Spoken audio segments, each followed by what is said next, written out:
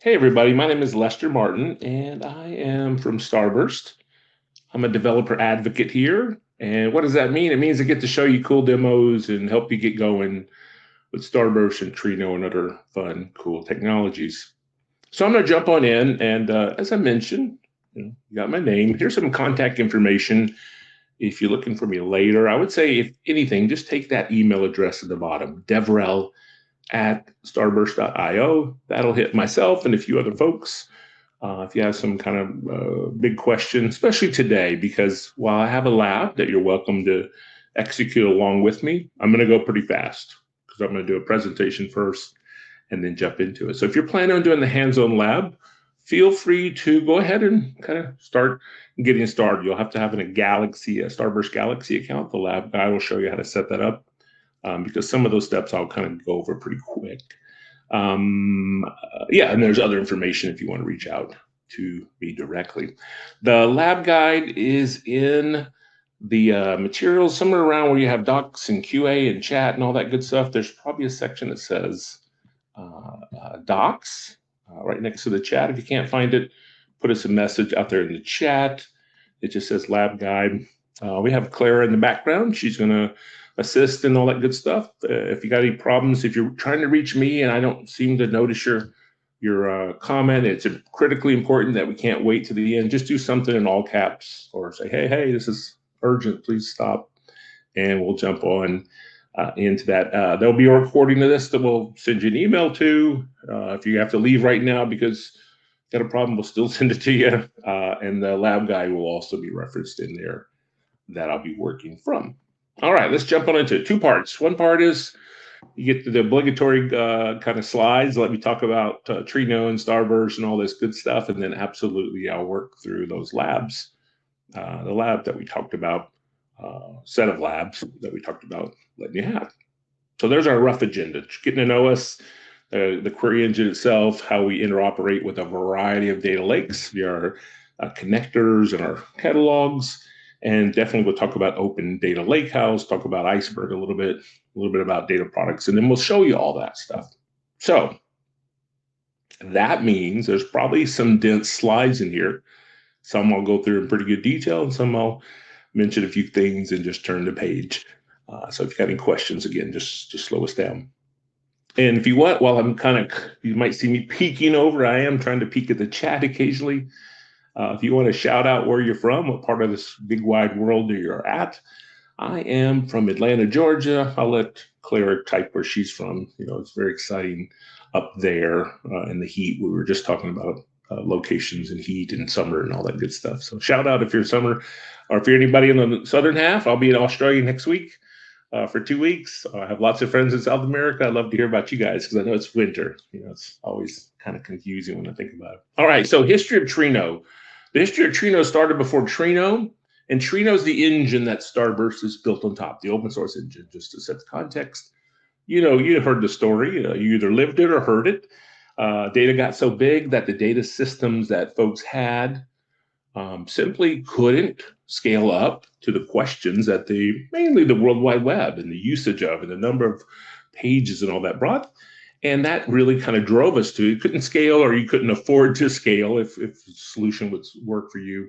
And that drove us to a concept called Apache Hadoop. Worked on that for years and years myself, loved the heck out of it. Problem was it was Java, MapReduce, API as a Java programming. Pretty fun for me, but still felt very science fair experiment. So the good folks at Facebook said, hey, can't we just do SQL on this? So the SQL on big data, a trend or whatever started there at Facebook that quickly turned around and became an open source project called Apache Hive. And then right about that same time, people said, this is cool. We can do these giant queries against giant data sets, but it took a while.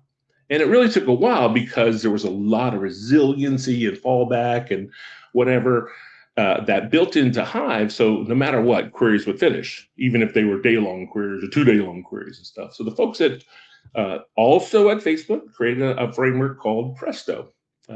Those programmers you see listed there, the first three came here as co-founders at our company, Starburst. And then Eric came along a little later. I guess he liked hanging out at Facebook And he came along a little bit later as a principal, distinguished, super smart engineer kind of role. So we were the folks that did that. The term Presto ultimately became Trino. Keep out of that. It kind of had a fork and that kind of good stuff. So there's a thing called Presto DB, and there's a thing called Trino now that was briefly called Presto SQL. So, but arguably Trino and Presto SQL, a big part of their open source components are very, very similar, at least the core engine. It deviated in connectors, it deviated in optimizations, those things. All right, so separate storage compute, super fast, massively parallel processing engine, and you write standard SQL. That's a good answer. So it was an interactive engine, and I'm doing a talk on that very shortly here next week, actually, about how that versus Hive and how they work against each other. But the argument might be, and it still might be to some folks, is would Trino actually work for transactional processing? It has been, because people have been using it for years and years and years. That's what this slide's all about. And in fact, those things that made Hive relatively slow, especially for long-running things, are things that we also added should you want to turn them on. They call that fault-tolerant execution. Longer conversation. We have plenty of webinars, information, and you have DevRel at starburst.io to reach out to me as well. Just making the point that Trino's used by some big players. Those are names I'm sure all of us recognize. There's some kind of bite sizes of how big those warehouses are, etc. So awesome. But I would say that Trino, just like any other big open source platform, open source, big data lake kind of platform, it's free. Open source is free, but you got to learn how to use it. You got to learn how to set it up. You got to watch it, monitor it, all that good stuff. So, I would just call it, resources, extensive or not, depends on where you're at, but you're needed to devote folks to kind of set this up, especially the bigger it gets and those kinds of things. And inherently, it doesn't have a lot of the plugin things. It has integrations for the most part, or at least allows you to plug in. It doesn't give you kind of a quick answer to most of those things. So, you got to spend some time, effort, skills, and stuff. All right. And I guess I'll say that in a few lines. So the remedy of that is what? Use a company like Starburst, who built this thing, but I'm going to show you that slide in a second. All right, here's one of those slides I'm going to go kind of quick through, some trends and some pain points. A lot of these trends have been around for some time. Classic, 3 V's, volume, velocity, that's awesome. Of course, nowadays, especially, not just ML, but this generative AI kind of push out there is really driving a lot of costs and those kinds of things. So while we won't go into some of our newer AI features, I will say good news is we got some options there that I actually think you could save you some money. If that makes any sense in there. I will focus on that as bottom two. Second to bottom, hey, the reality is you probably have data all over the place. And it says hybrid or multi-cloud, like in 2 or 3 public clouds, you're on premises as well. I would say absolutely that's the norm, but in our case, maybe it could be also what's there, not just a data lake. Maybe you have databases all over the place. Maybe you have search engines and that kind of good stuff. And then the bottom really just says, hey, there's a lot of push still. Like in my world, it's been a lot of push for 15 years on open source, but slowly and inevitably, all of us kind of circle back and say, can I use open source? So absolutely, especially even past the engines into the data formats themselves, the table formats, etc.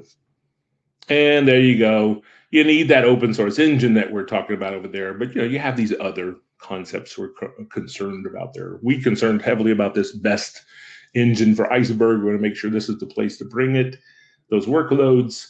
And then we want to be able to see this full distributed data access. I'm going to show you that. It's coupled with where does your data live and what kind of data platform is it anyway? Yeah. Cost, of course, performance, these things matter. In fact, I would say that's where we have an opportunity to constantly play against the really big guys. You know who they are. Those 2 folks that are made out of bricks and have a lot of snow. We want to make sure we have a really solid cost for performance offering against those guys. All right, so an open hybrid data lakehouse is what you really need, not just a data lake or Lakehouse. We talked a little bit about Trino itself The engine, we talked about all these folks using Trino. It's fair to say it's a very vibrant, active community from folks that use it, but folks that are building with it, enhancing it, and growing it. In fact, some of the coolest features we have here are from either, we had one big acquisition that brought in what we call warp speed. Someone built it on top of it for even more performance. And then just folks using this in the field and saying, hey, we need things like a gateway. We need lots of cool things. So the community brings lots of code, lots of features back into Trino, and absolutely want to do it. Last thing says us, Starburst. We like to call ourselves the Trino company. Trino wouldn't say that because it's an open source and they want to evolve to everyone. But to be honest, a lot of those committers work right here. The build managers work here, the doc builders, and that kind of good stuff. But it's not so much that you could only say, hey, only things happen. Trino could only move the needle if I contact Starburst. I would say that is not the truth. There's a distinct and strong open source Trino community to think about. So the reality of Starburst is Trino, the query engine, plus making sure it works for everybody. It's simple, easy, governable, extensible, all that good stuff.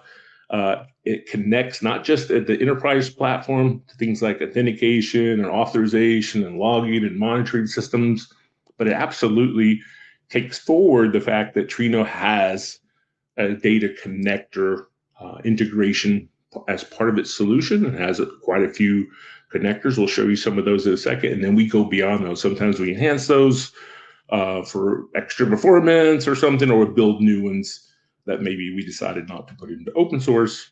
And then I mentioned a phrase called warp speed, just a smart autonomous index and caching framework that we are not going to talk about today, but we will talk about that one that's called data products and why we think that's really important. And then we ultimately run this into environments. Starburst Enterprise, that's a infrastructure. Deploy your own wherever you want, in cloud, on-prem, wherever you want, in Kubernetes, whatever. And then we have our hosted offering, Starburst Galaxy. And I'm going to do my demos. And if you work through those workshops, you'll also use Starburst Galaxy as well.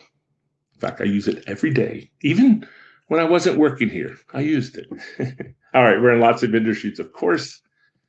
One of those perfect slides that is really meaningful, but let's just keep it moving. And then the engine. There's a few slides in here, but I'm going to just hit on the most important ones. We are, it's a big data open source solution. What do these things look like? They're built around clusters. Clusters are a bunch of machines, and the stereotypes or the characters that play in those clusters, usually follow kind of a brain and a worker kind of model and a scalable worker model, or a peer-based, like Kafka does a peer-based solution. Doesn't really have a centralized brain. They all participate when it's time to make decisions. Trino implements that single controller, and then scale out workers. We call ours our coordinator. We call our scalable units the workers, and those dots around there are implying that's where we'll scale up and scale down, because that's where the real lift is. That's where the real lift of the raw data, reading and writing, big data sets are happening down here at this worker node. And I'm going to click this real quick just to give you a dime tour so you can see it one big picture, and then there's really just a quick builder. As you would imagine, people or processes come to Trino, come to Starburst. And in fact, they often come through at ODBC or JDBC. Under the covers, that actually is a custom-built REST API that's working, that's actually happening, but most folks are going to use that, or Python, or PyStarburst, or Ibis, or other programmatic interfaces as well. And then there's open source, plenty of them. Go, there's, I don't know how many, but I'd say 15 to 25 more language bindings and that kind of good stuff. But for the most part, think of a BI tool or database, a dbeaver, something like that solution that says, hey, I want to connect. People or processes ask questions, usually queries, but they could be changes, modify merge this or update that. And really the coordinator has to do all the authentication and authorization to make sure you're fine.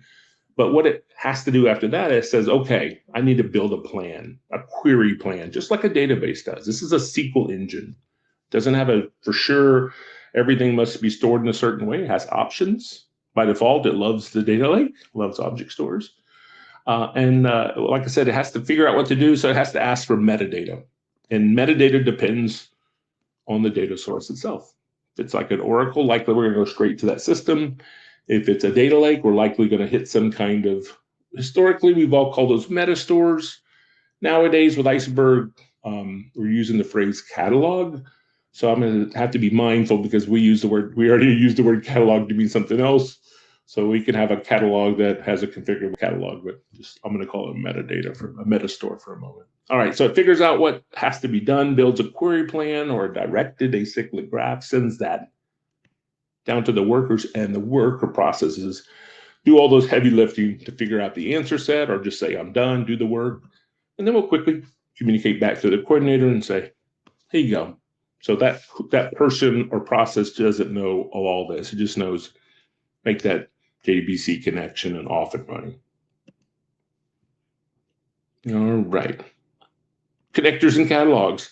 I made the point that we integrate with a lot of things, for sure. Authentication, authorization, logins, and that kind of stuff, of course. But a big part of that is the fact that there is this connector API that you could bring your own connector. Here's a couple examples using logos, because sometimes logos and pictures quickly register faster than others. This is not the definitive list, and this list isn't necessarily calling out which one is in Starburst versus which one is open source Trino. I would say if you really need that, it's very easy. I can send it in chat, or you can just type Trino connectors or Starburst connectors, and you'll get a nice definitive list or well documented in our repository. I just want to make the point, because you come through us and we can go backwards, we can connect to a lot of different systems. Then reality is when you connect to us, it's not like connecting to SQL Server or Oracle, where you have a schema and then tables. So a 2-part naming convention, we have a 3-part naming convention. And this is where the first time I use the word catalog in our context. Catalog just means a configured connector. So those connectors I talked about, you can configure those. And I'm going to give you a visualization what I'm talking about, because sometimes just seeing a picture is better than 1,000 words. These data catalogs, these are the catalogs that I have set up here on the left. A lot of them, by looking at the icons, you can visualize, oh, these are AWS buckets. Yep, sure. But here's a Polaris catalog. Here's a couple Postgres databases, a couple different Snowflake data sets that we'll leverage. But you can do lots of those. And in fact, in Starburst Galaxy, it looks a little bit like this. It's kind of visually driven. Hey, I want to set up, and here's the ones that we have. We have more than this in Starburst Enterprise. Technically, they all could or should work, but we have in our hosted platform, we want to make sure that we feel really comfortable, because we're going to own all that configuration and runtime. So, it's really just a prioritization on our part of how fast we'll get them all out there.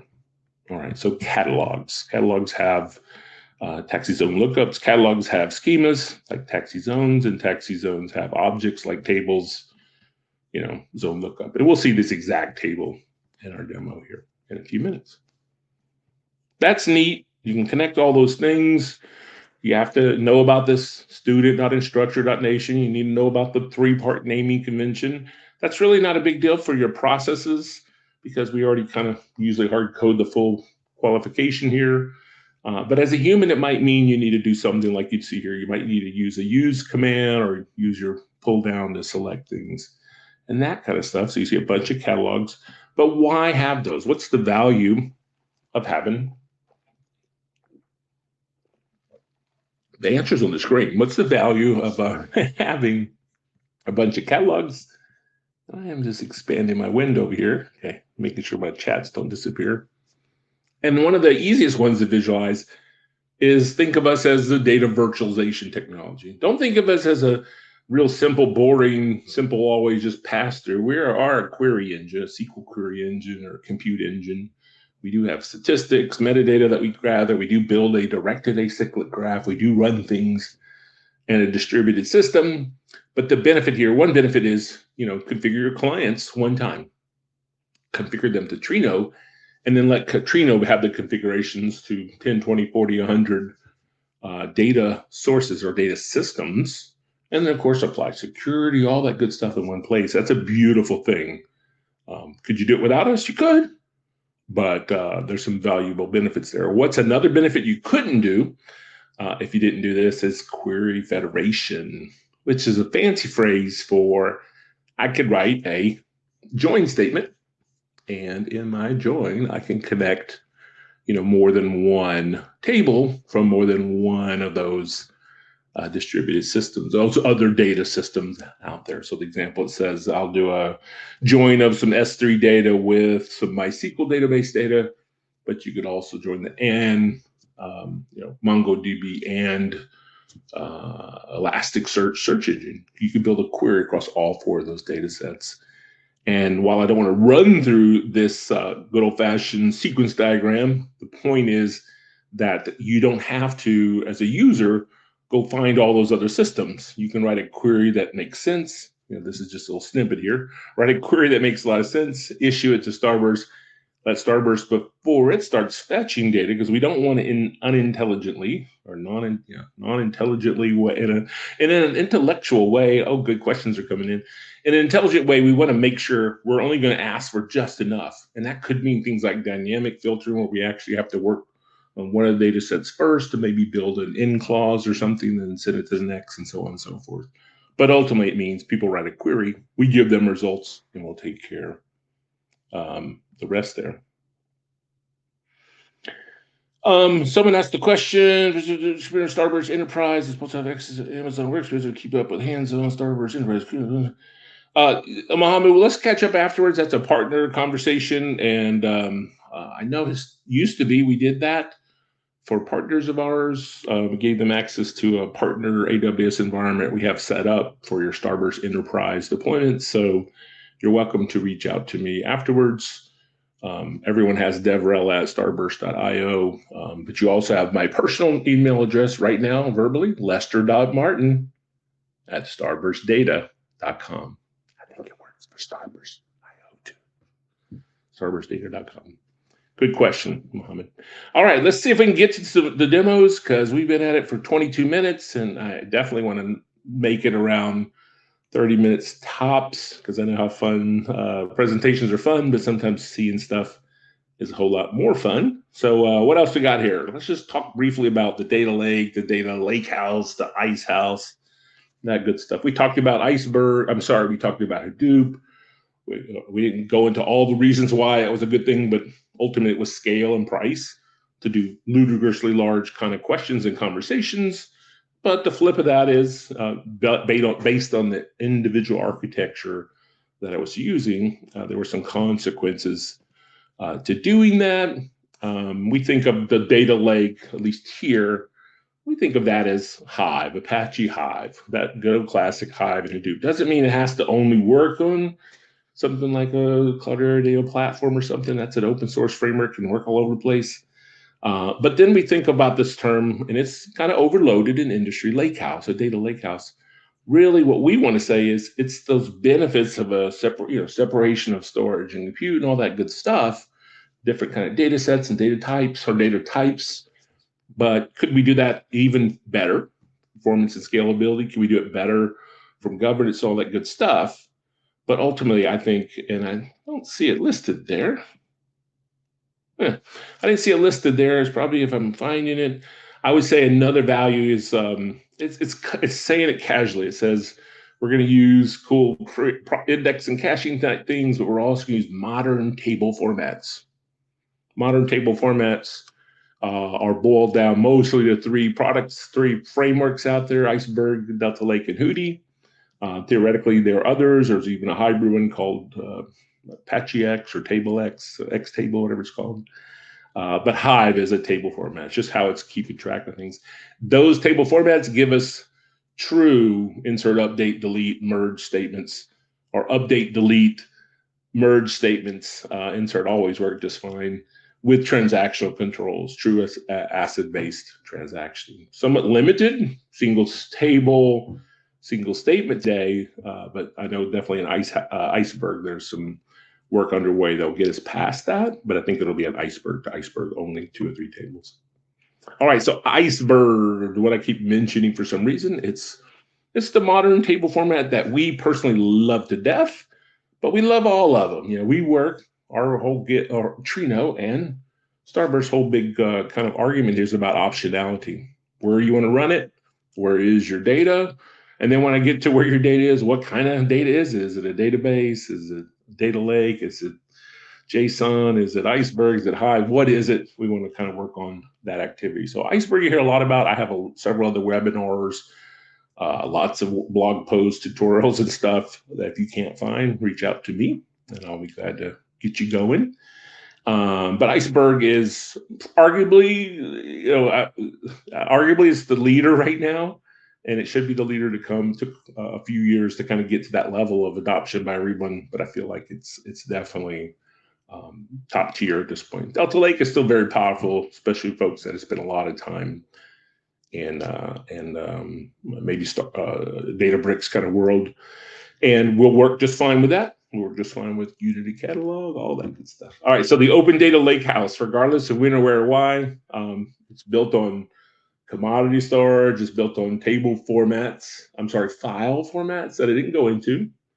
Now, these modern table formats don't want JSONs. They don't want CSV. So if you have that, you're going to bring a raw table then, and you'll see we'll do that ourselves. We'll bring a raw table, and then we'll grow it up. As we clean it up and enhance it, we'll convert it to a better file format, a better table format. We'll use Iceberg as well here. There are others.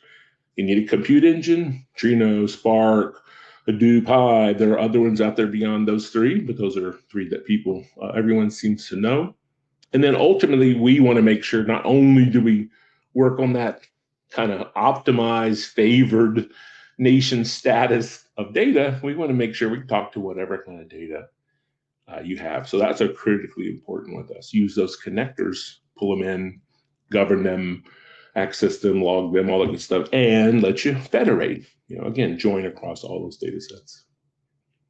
And I thought I was going to take this slide out. I don't know why I didn't, but I'll just simply say there's a lot. These layers over here are what you saw earlier when I just had 4 kind of layers. This is just making the point inside of each one of these broad layers. There's a lot of features and functions that exist in there. And you're going to see quite a few of these. Probably won't call them out by name as we go for time purposes. On the right, you're seeing what you already saw. People or processes are integrating. Absolutely. Oh, I apologize. This is mostly those cross-cutting concerns, integration, security, different kind of access control, policy management systems, all that good stuff, ingestion systems, etc. And the bottom is, where does the data live physically? All right, data products is the last section, and we're going to get into it. I got 28, so I'm pretty close. I might go over an extra minute or 2 before I start my demo, but I think we're in good shape. All right, so what's a data product? Well, maybe the problem might be worth talking about what a problem is before we talk about what a solution is. And if I go back to my tool over here, you might see that, hey, if I'm here and I've got all these data sets, I'm connected, I can run my query here. Let me just kick off a query so my that'll work. Kick off one of my queries. So my little free cluster that's free forever. And that's why I told you I always use this, because even if I don't work here, I don't have to pay for it. It's free. But free means it shuts down pretty quick. So starting back up, what I'm trying to say is a business user could come here and see, 10, 15 data connections, catalogs, and then each out of those might be tens or hundreds of schemas and hundreds or thousands of tables. It might feel overwhelming to a lot of folks. So a data product is really about trying to do something like saying, hey, could you offer up, not a data maintenance, a data product, could you offer up some kind of high level core screen activity that has some business context, such as, air and space, and then maybe here, think of this almost like a wiki that describes this kind of domain. You can use lots of terms here. Think of it as a semantic layer. Think of it as a marketing layer. Think of it as a summarization and aggregation and filtering, layering. There's a lot of different ways to kind of imagine this. But mine is pretty simple. Hey, this is about air and space information, telling you about those things. It kind of will show you some curated data sets. Hey, I only want you to know about these certain data sets. You can open them up and look at them. You can hit the preview and kind of take a peek inside. You can see how the maybe all the tagging that may have been implied there. It says there's one tag in there. Yep, it's been tagged as space. Very exciting. Those tags can be at individual levels and stuff. You get lots of details about who created, how to reach them, additional information. And then my personal favorite, a nice little section called usage examples. Hey, you want to learn about maybe this third one, airport locations by country? That's pretty simple. You might say, okay, it's just a simple query, but having a tool that lets people or processes understand that. Now, I say people or processes because, when we started this years ago, it was probably as much about people than process because, I got so many things to look at. Usually when you build a program, you know what you're going for. But as a human, you're trying to help people visualize and understand and quickly get to some kind of data set. But to be honest, this level of writing up and describing your data sets, why? So people won't constantly bother a certain data specialist. A data producer creates this so consumers can find this and we can still govern it and all that. But this information is super valuable in this new world called the agentic AI world, because what those things crave metadata. And most of them today are consuming exciting metadata like this, a table, a column name, and they're interpreting what they think that is. But if we start implementing lots of good explanations of what things are, and they can be short, they can be long, then use as examples, then guess what? We can build a system that as you start asking questions, it can use all of this as enhanced metadata and actually start letting someone get a real good answer set. That's a webinar I'll have coming up in about a month and a half called Using Starburst AI Agent with Data Products. I encourage you to look on our events page. I don't think the registration is lit up yet. I apologize for that, but I'm working with the folks internally to help us get that lit up. But that's coming up very soon. All right, I digressed a little, and actually it might have been more fun. The good news, that means I can kind of finish out the slideshows. Whoa, I can finish out the slideshow pretty quick here. Let me go back. Yep. We have these challenges. We're trying to solve them. Data products, again, curated. Think of them as curated data sets. I'm a data producer. People ask me all the time, where's this data? Where's that data? I'm offering them up in some kind of marketplace of sorts, and they can more easily find them. They know how to find me.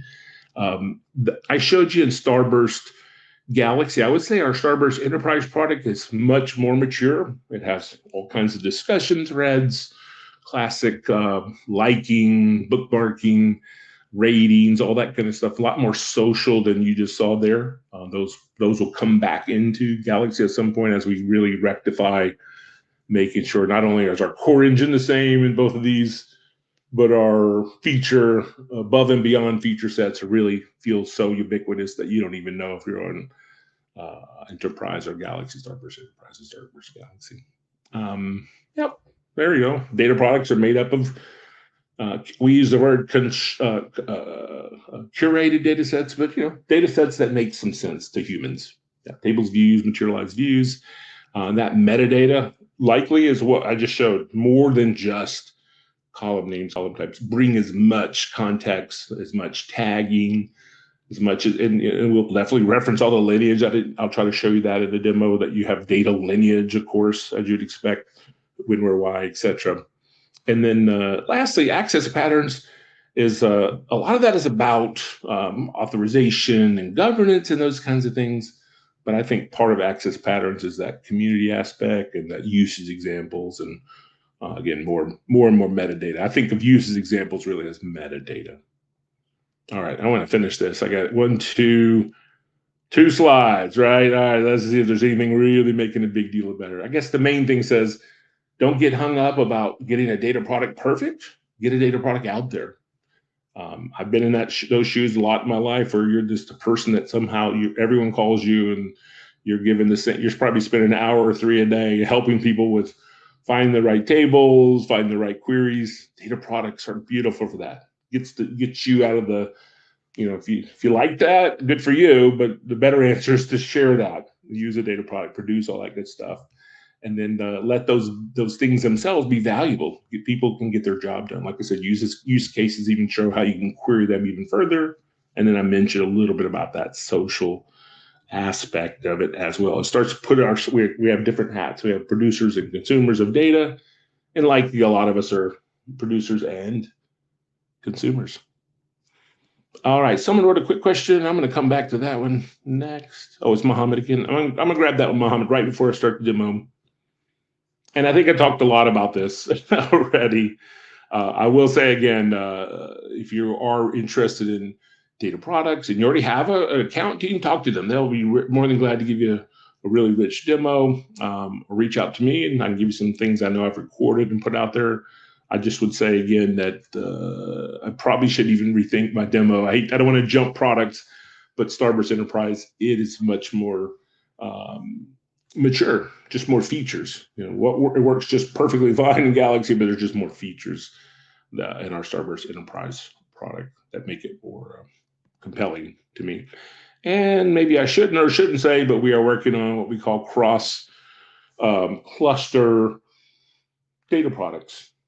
Maybe not to the point where imagining you are in a marketplace with 50 other customers, but that would be a logical next step once the technological steps of letting people see the data products as a remote set of data products as a catalog or a remote data products too. So should talk about things that are real, not things that are happening. All right, we're going to get into the demo. I'll leave something on the screen. Look at the thing. Someone said, what's the major differences with other Trino solutions or with Trino and Starburst? Because yeah, you're right. There are other folks that build on top of Trino. Probably the most widely known is Athena, which is running in Trino as well. And I'll just leave it at that. I would say everyone that built on top, I came from Hortonworks years ago, and we were the only company that really did everything in open source. 99.999% of open source derivative companies still, grow an open source project, still are heavily committed to it, but they look for some enhanced feature sets that maybe drive a little bit of stickiness, but don't also put you in a bind that you couldn't walk away. And I put us in that same situation. So data products, our warp speed is another big piece of there. I'm putting myself on the spot right now. Our new AI features that I've done a couple videos already about this. Let's do an interactive webinar as well. And more. I'm sure we have something on our website. So Mohammed or others, if you didn't get that satisfied, as I keep saying, don't hesitate to send an email to devrel@starburst.io.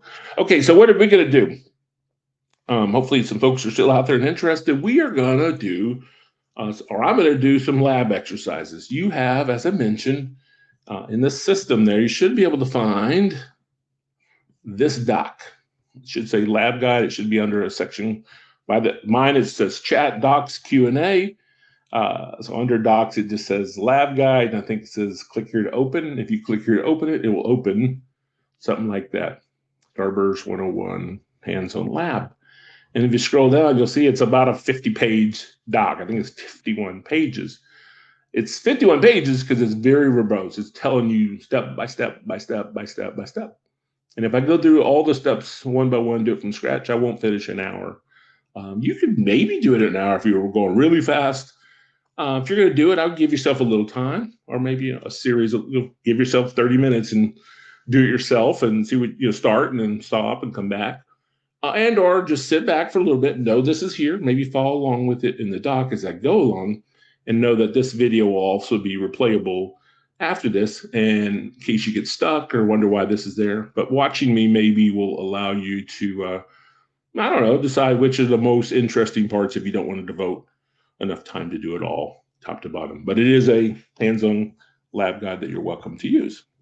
And what are we going to do in that? Well, we are going to consume some Uber ride data. So New York City Uber ride data, I think from last year, 2024.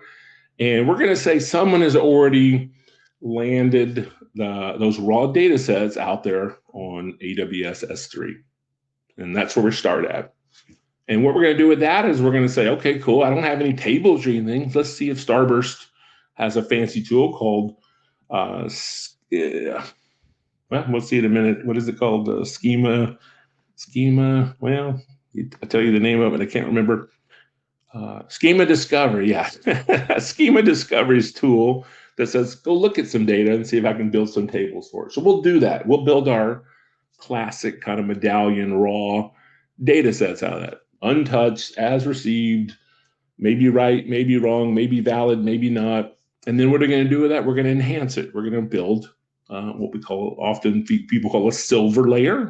I like the phrase land structure instead of raw and silver, but the structured or silver data set layers that say, okay, this data looks good. So clean it up, adjust the names, data types, look for outliers, all that kind of normal ETL-ish or ELTTT-ish. We're going to transform it into a reportable good state. And then what are we going to do after that is we're going to further enhance it to say, hey, people have specific questions. So we're going to build that gold tier. I call it a consume layer, but we're going to build data sets or views or both, that look like the data sets. Remember we said, just like a data product, we want these kind of meaningful, useful, reportable, decision-makingable objects. So we're going to build some of those. And why do we do all that? One, simplicity, because sometimes they're nasty. It's joining 2 or 3 tables. And often for performance. Maybe the question we ask does so much work, we would rather have it maybe pre-materialized as a table or as a materialized view, and done in such a way that it's a query-focused data set where it actually can respond very, very quickly and fast and those kinds of things. So that'll be our gold tier. Along that journey, you're going to see that we actually are going to connect to Snowflake as well. And we're going to use that data, some lookup data on New York City boroughs, to help build those gold tiers, those consume views, whatever you want to call them, that allow folks to make good, quick decisions. So you can see federation with real data sets off S3 and off the Snowflake platform. Lastly, I'll build a data product around it. And we'll be probably running around out of time around that window, and I'll remind us that a dedicated session on just data products is worth your time and effort, either reading, blog reading, tutorials, or interacting with us, or with live with an account team, either one of those. All right, with that said, I'm going to jump onto it because I think that matters. People want to see it, and I am going to restart my little free cluster. I'm Glance Swimmer-Chine. Thanks for the questions so far, Mohammed. And feel free if anyone else has some questions. All right, what we'll do is this. We'll pull up this. I'm not going to walk through this in great detail other than the beginning because I did want to make a few mentions in here in case you do start to work this. This thing's going to say what I just said. Here's the general purpose, general activities. It's going to tell you to go to Starburst Galaxy, create a free account. We talk a lot about a free trial. Starburst Galaxy is free, and there are things you can do that are free, and then there are things you can do at size and scale that burn credits or burn money. So we'll give you about $500 of money. That really equates to how big and how wide these clusters, how long they should run, and that kind of stuff. I'm going to use a free cluster in mine. It always is free. Like I said, though, it does shut down. It's just a single instance, a single node, etc. All right, so you're going to create an account. If you already have Starburst Galaxy, then don't worry about it. You're already there. If you have Starburst Enterprise or even just Trino, there's just a few steps you can't do in here, like the software, the data. Some of the value add pieces might be different, but the data's all out there. I'll give you credentials. You absolutely can make it work in that environment. My chat window keeps shrinking over there. All right, so it's going to walk you through this setup. I don't want to tell you that, but it's pretty straightforward. And I set mine up. You get a cool name or whatever you call. Mine's Lester.Galaxy.Starburst.io. You're going to pick whatever that domain is, top level, third level, I guess, fourth level domain element up there. And then there's some more references to great other places that myself and others have built to go find some stuff. And then we're going to say, let's make some of those connections. So it's going to say, let's go create that Amazon S3 catalog. You're going to go over here under data catalogs. And remember what I did? I hit create catalog. You're going to pick Amazon S3, and we're going to tell you all the details to plug in there. Here's one of those words of caution. We are going to give you an AWS access key. The keys there. Those keys are going to only last about a week. Why? Because I'm giving you access to start writing a lot of data, and I don't want you to spend $1 jillion of my money, but you're glad to use that in the time being or adjust it to your own catalog. I use one. My catalog is called my Lakehouse or my cloud. I use my own personal for that, but for here we'll use this. All right, so he's going to walk you through setting up basically something that you'll call the New York City Uber ride. So I'm going to look at the edit here and show you that I did fill it in. These are the data that's out there. It's the key. You can't see the secret key, but it's in the doc. And we'll walk you through a few steps here. Just be mindful to do those steps, especially this default directory. That way we don't step on each other. It's one big bucket that we're all in. And this little default directory name will put you in a separate area so you don't step on anyone else. Okay. All right, so I preset that up, which is good news. You have the information to do there. Here it is, set it up, add it to a cluster. Then it's going to say create a snowflake catalog. So that's going to take you over here. You're going to build one here called taxi zone lookup. Again, you'd hit create connect, create a catalog. It'll say, tell me a little bit about your snowflake environment. Now, I did put a quick note in there, right here, that says these likely will not work. I realized this morning that I need to update this because Snowflake made me update away from usernames and passwords to key pairs. So I'm more than glad to share this key pair. I think my colleague actually wrote it up nice and pretty. I just ran out of time to get it ready for you. So what I'm going to try to do is before we send you the emails that said, thanks for playing, we enjoyed yourself coming. Victor has a question. It might be what we're talking about here. I'm going to look at it just a second. But I'm going to try to get the doc updated in there. So if it doesn't say this will likely not work, then did correct it. It'll tell you how to set up the key pair stuff because otherwise. Okay, let's see here. The links are creating an account not working. Victor, is that the S3? Is that Galaxy as a whole? Is that the S3 catalog? Is that the Snowflake catalog? It's probably one of those three. Let's see if you can. I'll go click on them and maybe they got messed up. Let's see here. Free Starburst Galaxy. Let's see if mine works. Open in Chrome. It should take you right. That one should take you here, and that one. If that one's failing, let me know because there's a problem. That's our universal sign up. Okay, awesome. Thank you. I'm glad for that. Thank you. Yay.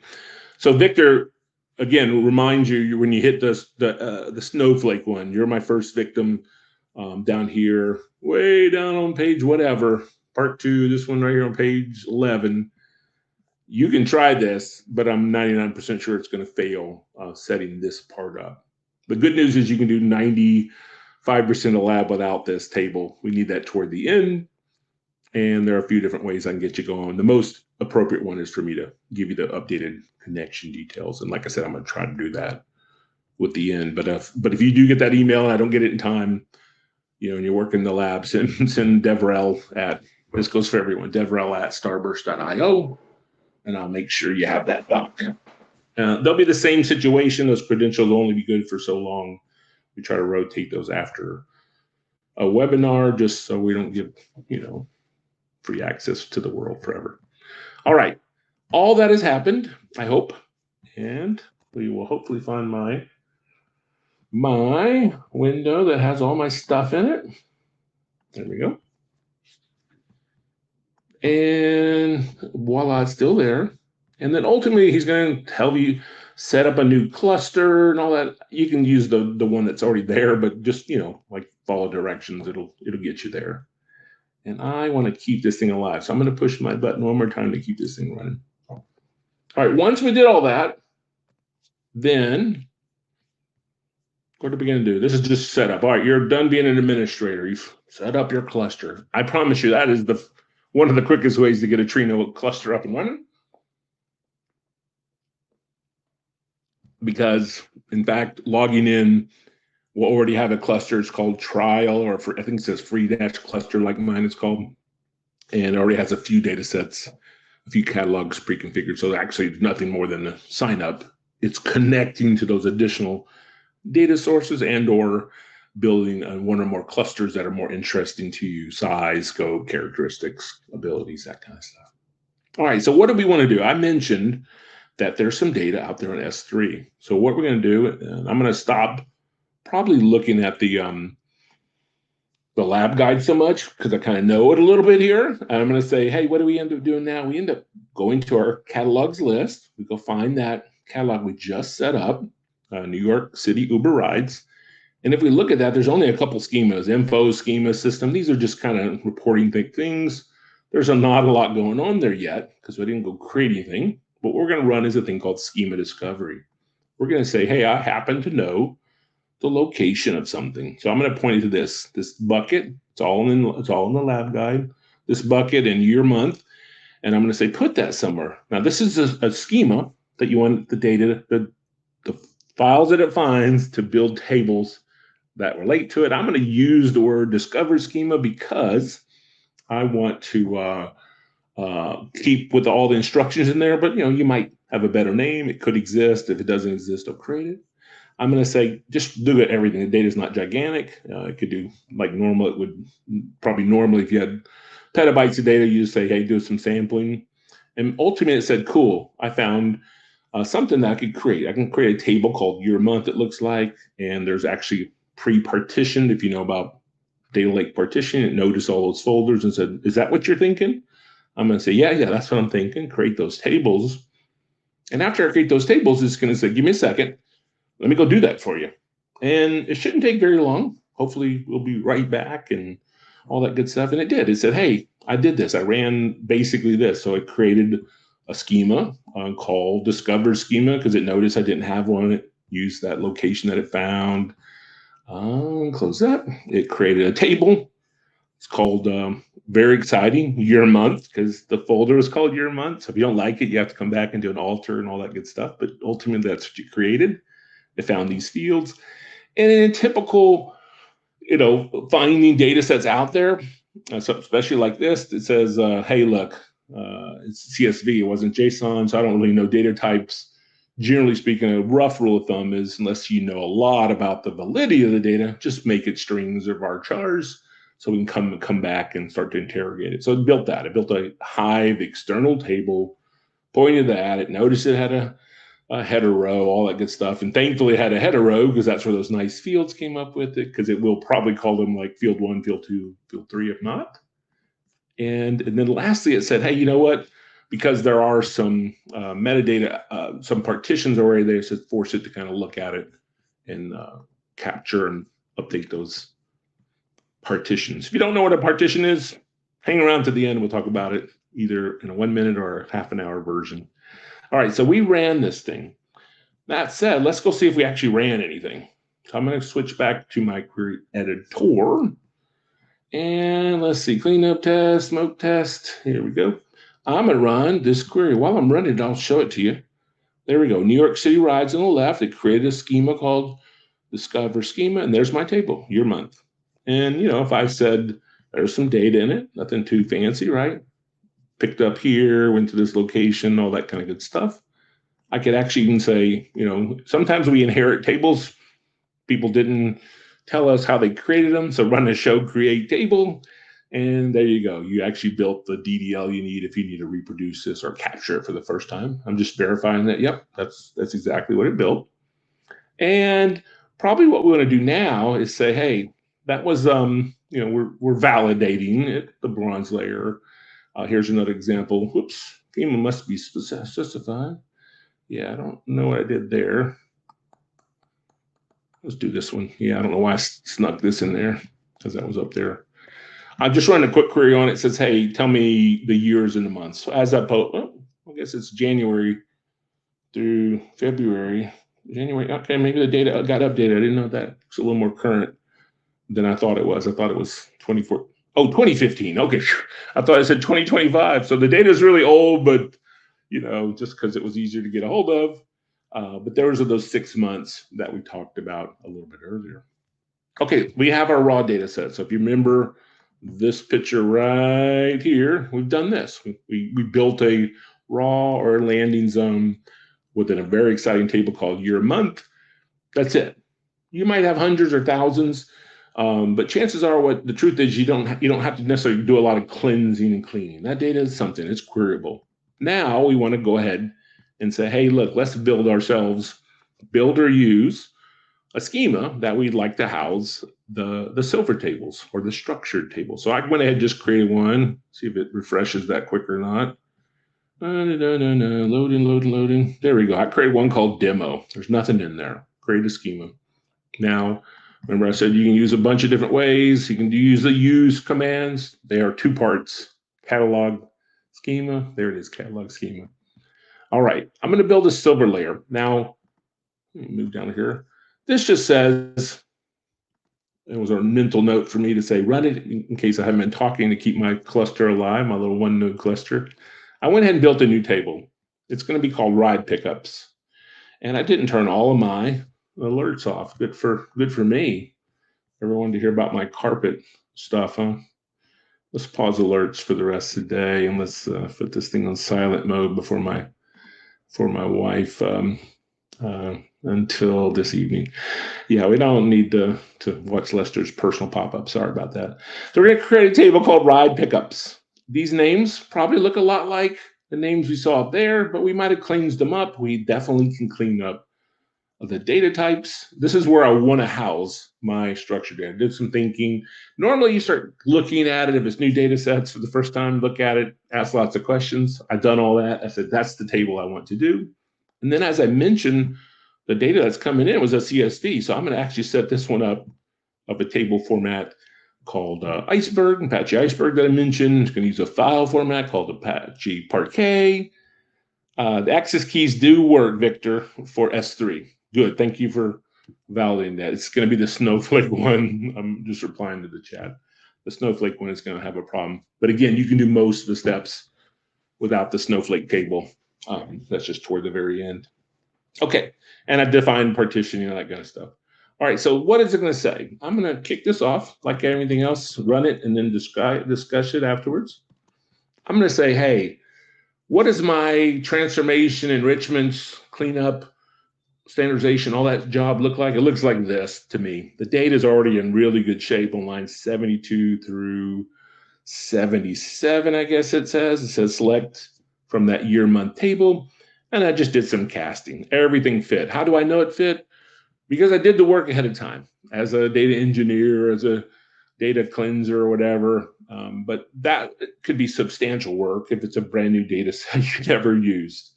And it could be a very little work if the data comes in really high quality and high understandability and that kind of stuff. So nonetheless, I added 653, not very many, 12 million rows or something like that into my new table. In fact, the new table is called ride pickups. And I hope when I refresh this, it will show it. There it is, ride pickups. So that's my, silver table. That's my structure table. And it might look a lot like your month. In fact, it has a little less data. Why? Because the year month, the way Iceberg does it, you don't have to create a second field. That's a partition field, all this kind of silly stuff. It's smart enough to handle that. It's called, what do they call that? Hidden partitioning. Neat, cool stuff. All right, again, reminder, that could have been a big arduous step for you and for your data set. And our tools, helpful, definitely tools that humans can use to do that. I would say this is one of those spaces that Gen AI actually can help a lot of us do with validation and enrichment, validation, cleansing, just general data quality. There's some help in that space. Ours was pretty easy breezy. Updated it. There it is. All right. Describe it just for fun because I got one listed there.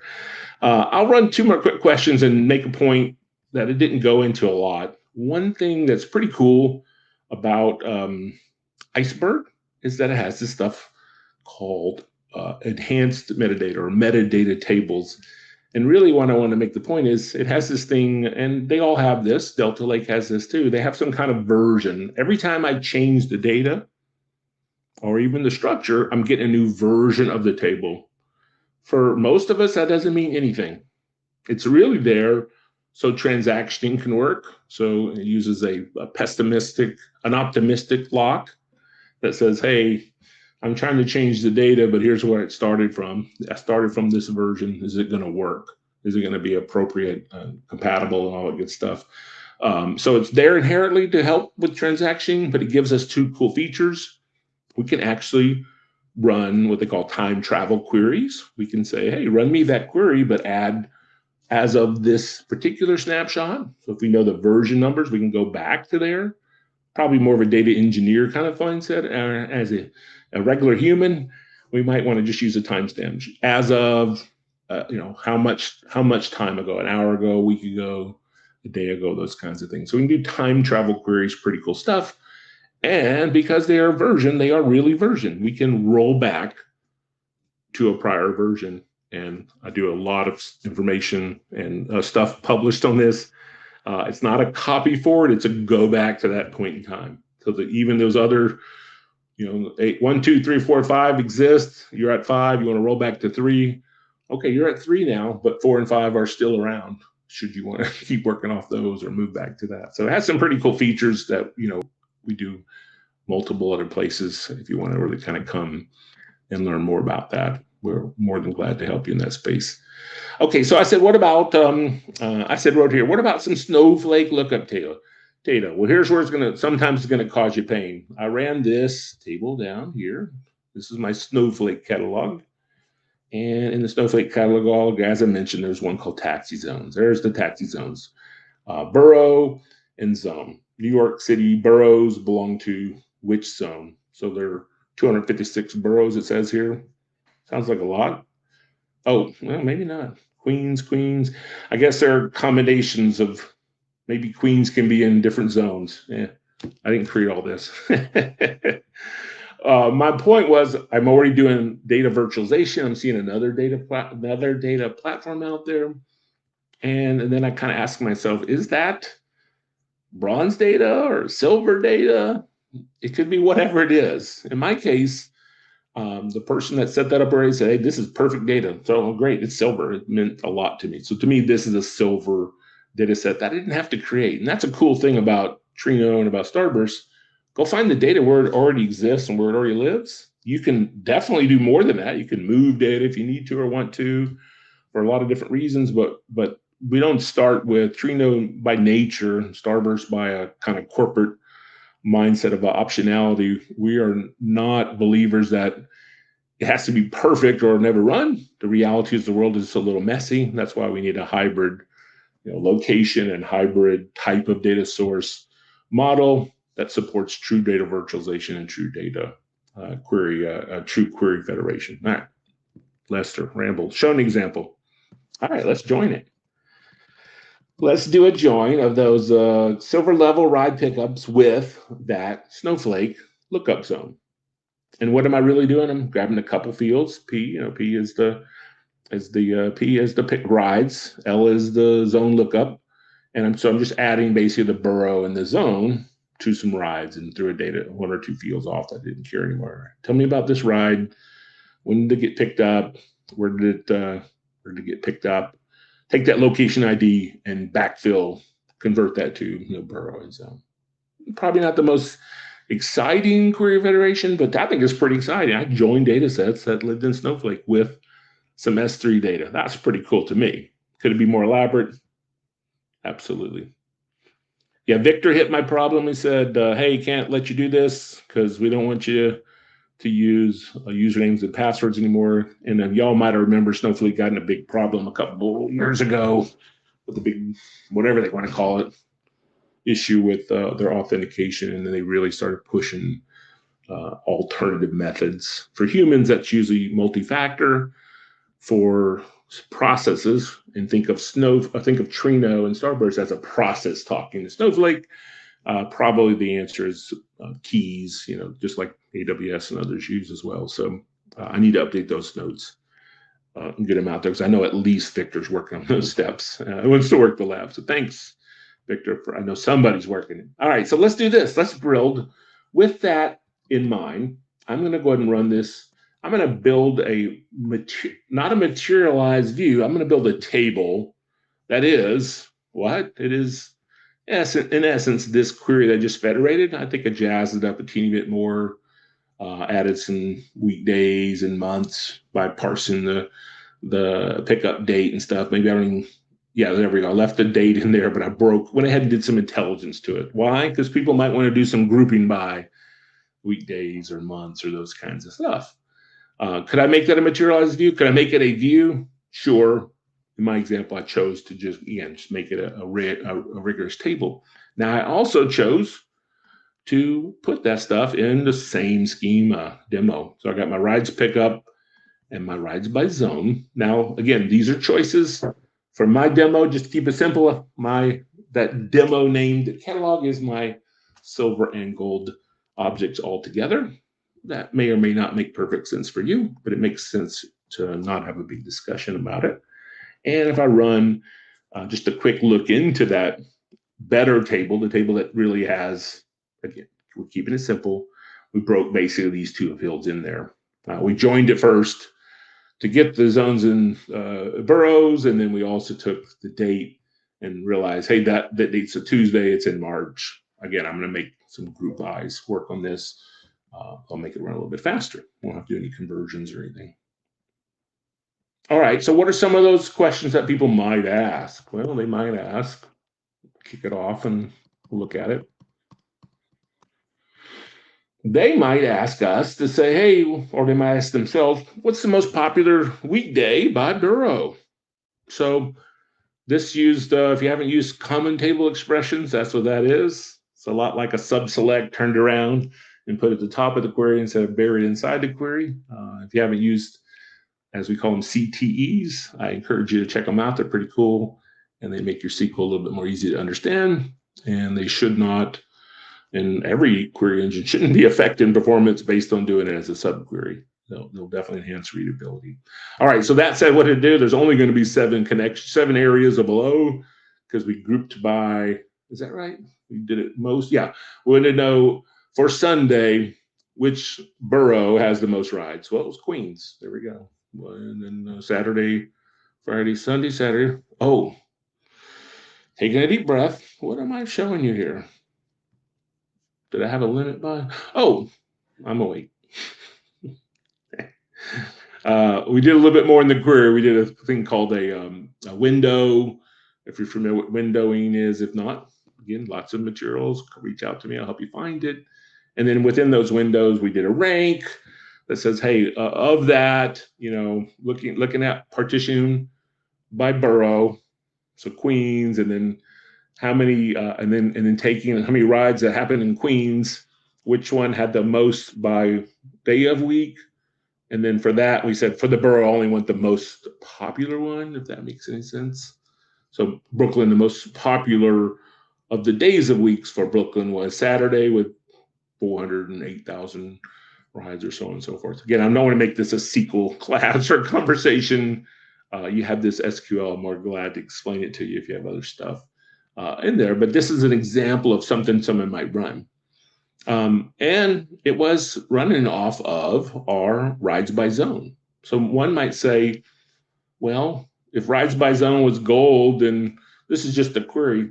You might also say, well, that's true, but since it's a little bit gnarly and even I didn't explain it, maybe someone just builds a view that hides all this mess, meaning it's the same query, but I just wrote create borough most popular weekday view. And hopefully that'll show up right here now. Sometimes the metadata takes a second or 3 to resort itself out. Let's see if it makes it. If not, we'll just look at it. Okay, for some reason it didn't make it. I'm just going to look at the table just real quick. I'm sorry, the view real quick. And that view is what? It was just the answer to the same query a minute ago, but it just looks like a simple table with 3 columns in there. And if that made a little bit of sense, then maybe someone else also said, hey, same question, but what about making it the most popular but for each borough, which is the most popular month? So now I got a nice little object that someone can run and say, hey, what is the answer to that? And it looks like a lot of them around May. That probably implies kids got out of school and people are bolting for their summer vacations or something like that to the airport or train station or whatever they're doing there. All right. So what did we do so far? And again, always glad to stop and try to talk about it. We did everything up to this point. We did it pretty darn fast. We had one table, we had one other lookup table, two different systems, but we did it pretty darn quick. And all that is, productionizable. We can put that under a simple script running. We can use a DBT or SQL Mesh. We can just use an Airflow as an orchestrator. Lots of things we can do. We don't necessarily do all that. We have a thing called a scheduled maintenance, scheduled job, but it's a job and it stands on its own. So there's no dependency from one to two. So I wouldn't call us a rich scheduler or orchestrator in Starburst Galaxy. But if that's all you have, something straightforward, we can absolutely, run that on a more of a time-based schedule and that kind of stuff. A lot of folks would probably lean toward rolling their own or using one of those products I kind of mentioned there as examples. And the reality is, though, that pipeline is probably a little bit more arduous than that. That pipeline might use streaming data as well. We have solutions for all those things. I'm doing some webinars a week or three on the way we do automated ingest from Amazon S3, automated ingest from Kafka. So Kafka in Confluent, Red Panda, your own Kafka instance, those kinds of things too. And in fact, I already have those lit up as those demos that you can kind of watch, have some videos of them and that kind of stuff. So if you're looking for that, you can't find it, you can find me. You're welcome to look on your own version, but you're welcome to ping me at the beginning or the end of your journey if you're having troubles. What do we want to talk about now? Let's talk about data products, and then we'll wind the conversation down. I would say in this, we're way down here. I'll go to the top. We are down to here. We're down to securing access to that gold layer. Now, I could, if people say, show me, Lester, I could do exactly what it says here. I could say, hey, I'm going to go under roles, and why am I not necessarily doing this? Role-based access control is still role-based access control, but what's cool here is, one, we can use other systems, Ranger, Muta, Privacy, some concepts with some AWS security they do, or we can use our own built-in access controls. Really fancy name, built-in access control, sometimes referred to as BIAC, where we have all that first class in our product. So it's different. It depends where you're at and what you're doing. So some of the largest enterprises have so many different other things. They've already thought about policy management across the board.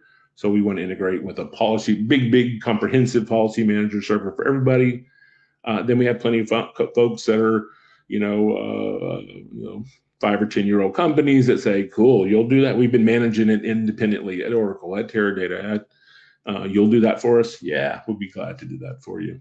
So that said, what the docs, if you work through it, will have you do is you'll create a data science role, you'll create a marketing role, and imagine what you're going to do next. You're going to add some privileges so that it looks like the who we're playing with here, the marketing.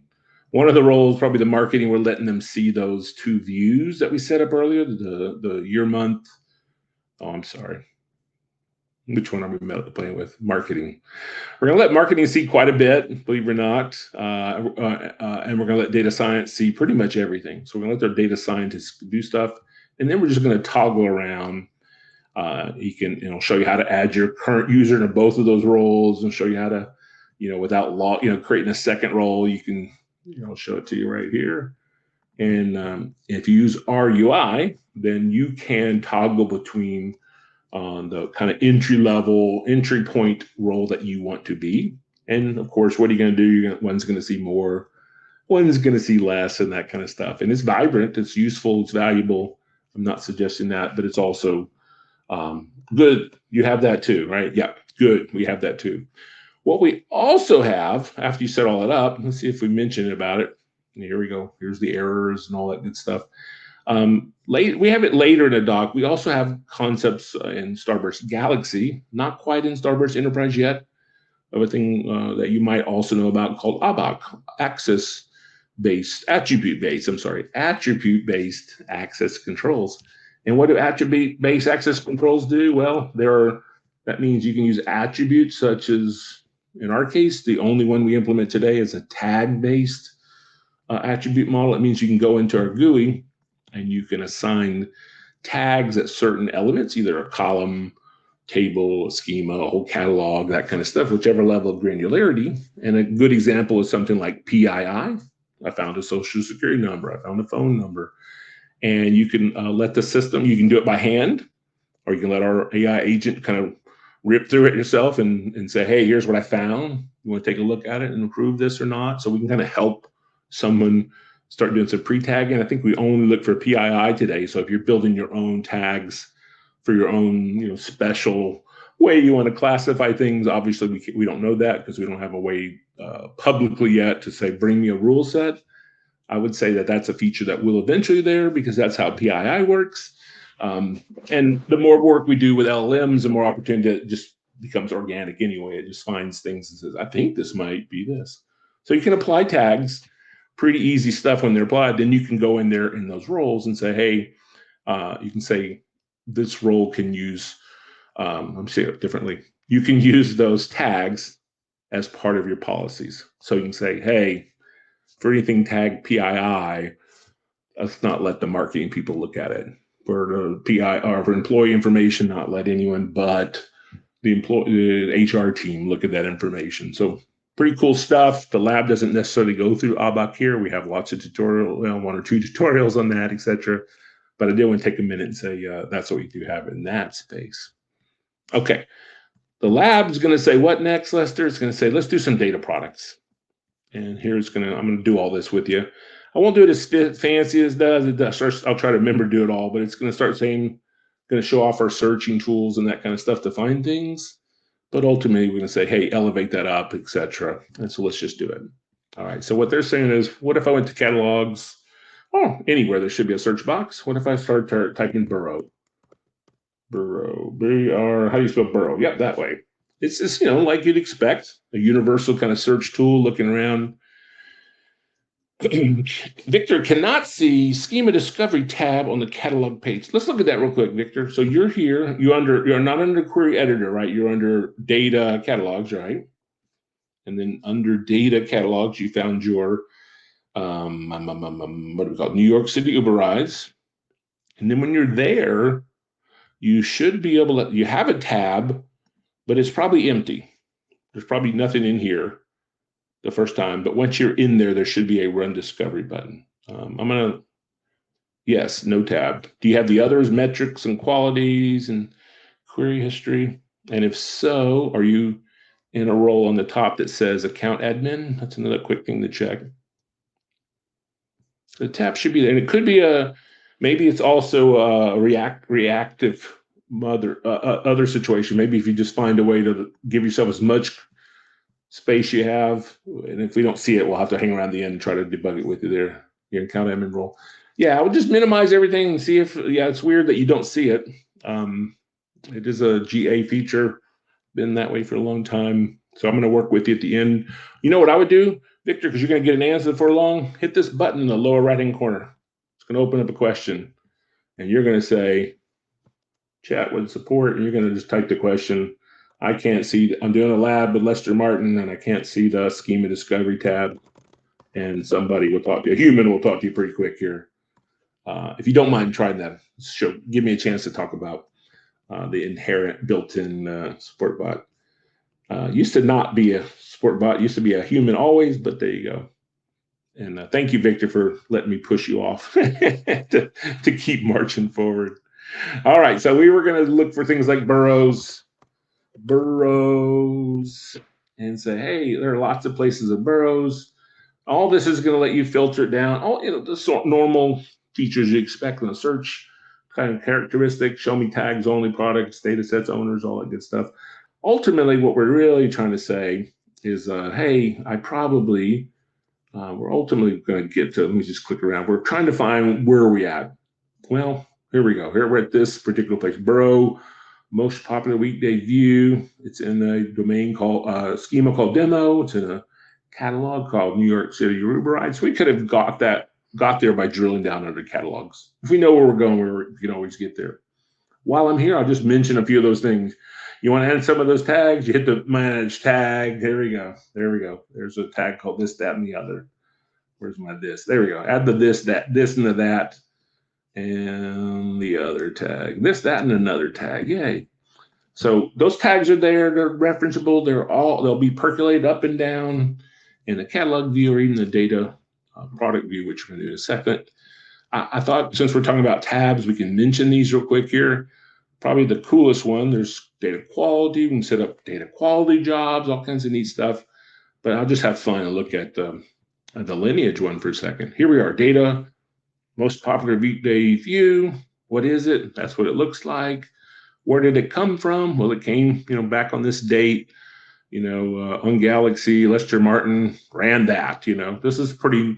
Again, I hate to call it table stakes, but it is features that we did not always have. It took us a little time, like a lot of folks, and you leverage open source projects ourselves, and you can keep walking that lineage. I'm going to open it up and say, hey, there we go. Ultimately, what did I get? I had my zone lookup that came from Snowflake. I got my rides pickup that itself came from. There we go. Came from the what was called year month or something like that. Year month. Could have gone to a full table. There we go. Ride zones created. Yeah. Popped it up and it forced all over. There we go. Year month begat rides pickup, and zone lookups created rides by zone. And then rides by zone actually was the only source that was needed to build a view called Borough. Click and when, where, why. And these things will adjust as tables get rebuilt or reloaded, all that kind of stuff. So lineage is always cool. There are a lot of lineage concepts and ideas. I'll just say the thing with, that's another conversation. It's 21 after. So I'm going to be here past the next 9 minutes, but I want to get to the end of my bit about 9 minutes. If anyone wants to hang around, we'll talk about lots of other little one-off features that I just didn't have time to get into, including, guess what? You can kind of see who runs this. You can see instrumentation from every different level, of course, as you would imagine. All right, we're here to talk about a data product, though. Ultimately, what you do in Starburst Galaxy, which is a little different than how we do it in Starburst Enterprise, we do a little bit of that curation up front. So we decided that this schema that me as a data producer created that has 2 tables, rides pickups, rides by zone, actually has more than that. It has 2 views as well. Thought there was an all here, but so I have 2 tables and 2 views in this, and I said, you know what, this is something that I want to share and promote it out to the world. What can I easily do? I can go ahead and fill in some more metadata while I'm here, more metadata, blah, blah, blah, blah. So add a bunch of tags, contacts, that kind of good stuff. And some more links to CNN for some reason, because that was fast, remember? And this is data I'm saving at the catalog level. I wanted to put a little bit of data there first, because when I promote to a data set, and that's really what we're doing in Starburst Galaxy, a data product really is a schema.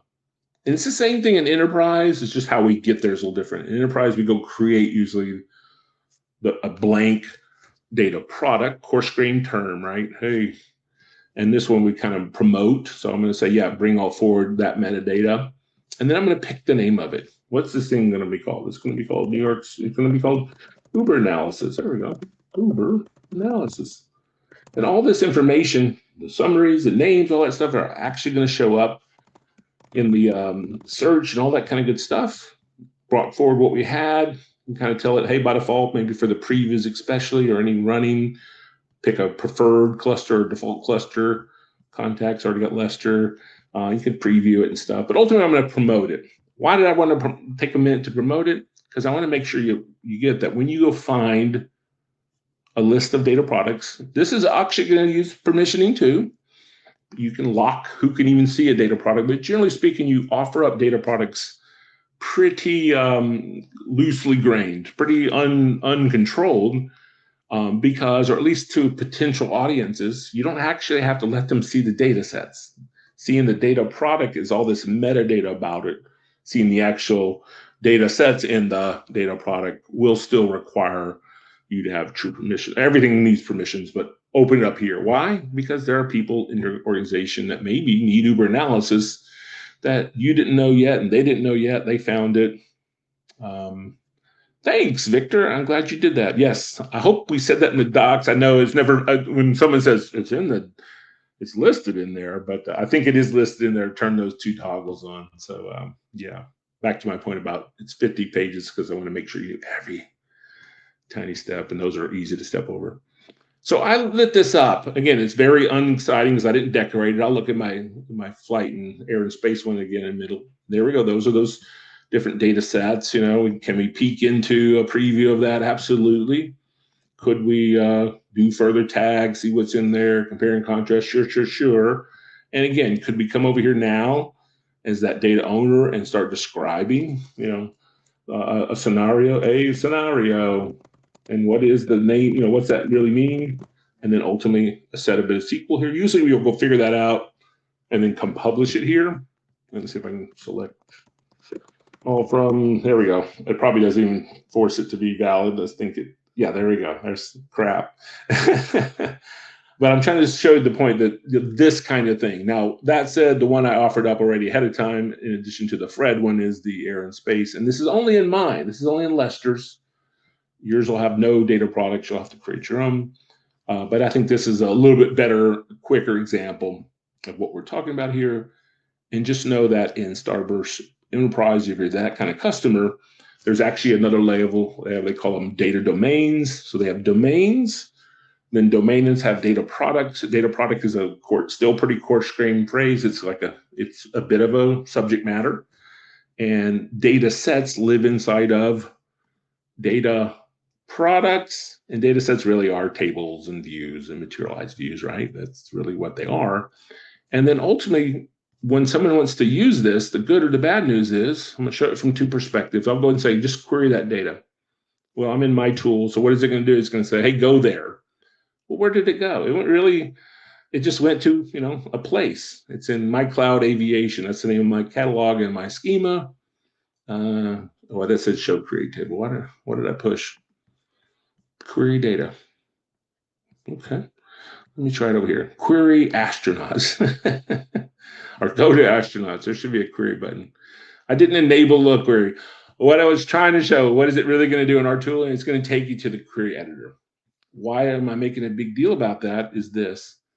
So I created under New York City Uber rides.